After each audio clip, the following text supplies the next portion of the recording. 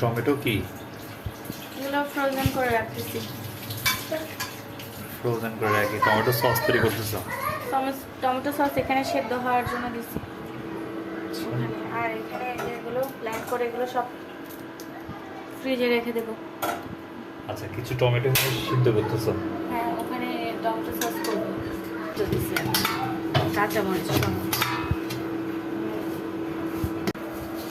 কাঁচামরিচ সহ একটু ভালো করে সেদ্ধ হওয়ার পর এগুলো দিয়ে কি হবে? সস হবে? হ্যাঁ, এগুলো দিয়ে সস।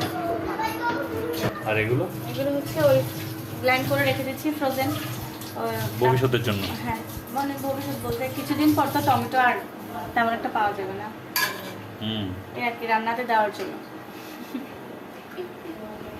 এই আর কি।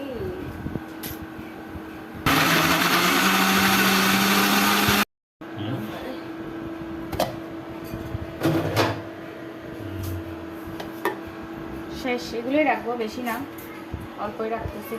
কারণ আসলে এভাবে অনেকদিন এভাবে রেখেও খাওয়া যায় না, যতটা আমরা ভাবি যে না অনেকদিন ভালোভাবে খাওয়া যায়, আসলে এগুলো অনেকদিন ভালোভাবে এভাবে খাওয়া যায় না। মানে তাজার টেস্ট আর হচ্ছে ফ্রোজেনের টেস্টটা একটু অন্যরকম। বুঝতে পারি।